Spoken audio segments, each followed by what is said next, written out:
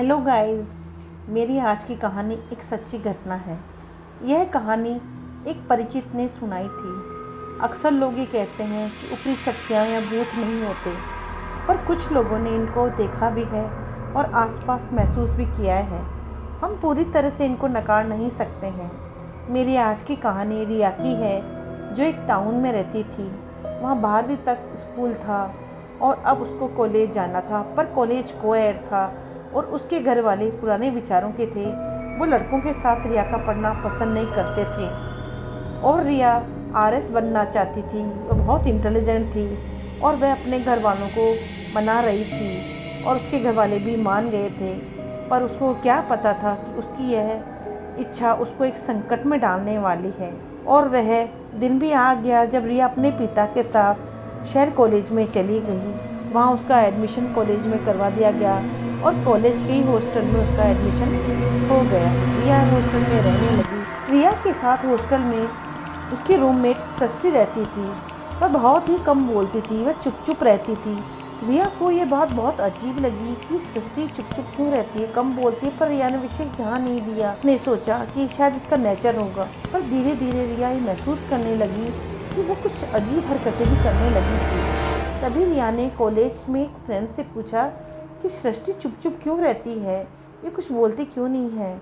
तो उस फ्रेंड ने बताया कि यार किसी को बताना मत, पर ये सृष्टि बहुत अजीब व्यवहार करती है। ये अकेले में अक्सर बातें करती है और आसपास कोई भी नहीं होता है। यह पहले बहुत अच्छे नेचर की थी, सबसे बात करती थी, हंसती बोलती थी, पर यह एकदम से बदल गई है। मुझे बहुत आश्चर्य हुआ, व दुख भी हुआ कि ऐसा क्या हुआ सृष्टि के साथ। एक रात मैंने देखा वो कमरे में अकेली बैठी है और बात कर रही है। आसपास कोई भी नहीं था। मुझे डर भी लगा, ये किससे बात कर रही है, पर उस समय मेरे पूछने की हिम्मत नहीं हुई। सुबह हुई तो साथ साथ कॉलेज जा रहे थे, तो मैंने पूछा, सृष्टि तुम किससे बातें करती हो रात को? वो बोली, मेरी दोस्त है। मैंने कहा, पर वहाँ तो कोई नहीं था, मैंने किसी को भी नहीं देखा तुम्हारे साथ, कौन था? उसने कहा, वह तुमको नहीं दिखेगी, वो मुझे ही दिखती है। तो मैं थोड़ा डर गई, सहम गई कि क्या बोल रही है सृष्टि। पर क्लास आ गई थी तो मैंने उससे ज़्यादा बात नहीं, पढ़ने में मेरा मन बिल्कुल नहीं लगा उस दिन। उसकी बात मेरे दिमाग में बार बार चल रही थी कि सृष्टि किसकी बात कर रही है। अब रात को सृष्टि कुछ अजीब व्यवहार करने लगी। उसकी आंखें लाल लाल हो रही थी, बाल बिल्कुल बिखर रहे थे और सृष्टि के हाव भाव बिल्कुल बदल रहे थे। सृष्टि मेरे पास आई और मेरे पास आके बोली, तुम मेरी फ्रेंड से मिलना चाहती हो? मैं तुम्हें उससे मिलाऊं? आ जाओ कमरे में, मैं तुम्हें उससे मिलाती हूँ। मैं डर गई, थोड़ा सहम भी गई। अजीब सा कमरे में माहौल हो रहा था। मुझे ऐसा लग रहा था कि मेरे पीछे कोई खड़ा, मुझे लगातार ये महसूस हो रहा था। उसने सृष्टि ने कहा, देखो पीछे मेरी सहेली खड़ी है। तभी पीछे से आवाज़ आई, आओ मेरे पास आओ, रिया रिया मेरे पास आओ। मैं बहुत डर गई, मेरी बहुत ख़राब हालत हो गई। वो सामने आ गई, उसका चेहरा बहुत बिगड़ा हुआ था, आँखें लाल, दांत बड़े बड़े, हंसती जा रही थी। बहुत लंबी औरत थी।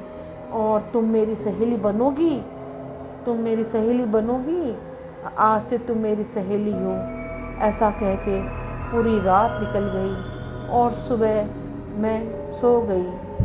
उस दिन के बाद से मेरा नेचर बदलने लगा। मैं लोगों से बात करने नहीं लगी, कॉलेज भी मैं नहीं जाती, अक्सर चुपचाप बैठी रहती, बिल्कुल कमरे में अकेली, न खाना खाती, किसी से बात करना मुझे अच्छा नहीं लगता था और रात को मैं चिल्लाने लग जाती और अकेले में बड़बड़ाती थी। हॉस्टल की वार्डन कई दिनों से ये चीज़ देख रही थी। उसने एक दिन मेरे घर फ़ोन कर दिया, पापा मम्मी को बताया कि रिया बहुत बदल गई है, इसका नेचर बहुत ज़्यादा अजीब हो रहा है, आप इसे घर ले जाइए, इसको डॉक्टर को दिखाइए। दूसरे दिन पापा बस से हॉस्टल में आके, वो मेरे पास आके जब उन्होंने मुझे देखा तो वो बहुत घबरा गए, बहुत दुखी हो गए थे कि आखिर मेरी इस बेटी को क्या हो गया है, ये कैसे अजीब हो गई है। और पापा मुझे हॉस्टल से छुट्टी करवा के अपने साथ गांव ले गए गांव में पापा का एक दोस्त था जो प्रकांड पंडित था। उसे बहुत कुछ नॉलेज थी इन सब चीज़ों की। पापा उसके पास मुझे ले गए और पापा ने कहा, मेरी बेटी बहुत अच्छे नेचर की थी, ये कैसे अजीब हो गई है, आप इसको देखो क्या हो गया है इसको। तब पंडित जी ने मेरी तरफ देखा और अपनी शक्ति से उन्होंने महसूस किया और कहा कि आपकी बेटी पर ऊपरी हवा का असर है, तुम इसको शनिवार को हनुमान मंदिर में ले जाओ और वहाँ के पंडित जी को दिखाओ, वह इसका इलाज करेंगे। अब शनिवार का दिन आ गया। पापा और मम्मी मुझे मंदिर ले गए। वहाँ मुझे हनुमान चालीसा के 11 पाठ करवाए गए, हवन हुआ, तिलक लगाया गया और 8 शनिवार ऐसा करने को कहा गया। 8 शनिवार को ऐसा किया गया और अब मेरी तबीयत थोड़ी थोड़ी ठीक होने लगी थी। पंडित जी ने कहा, हॉस्टल में ऊपरी हवा का असर है, वहाँ से इसको दूर रखना, अब इसको आप वहाँ नहीं जाने देना।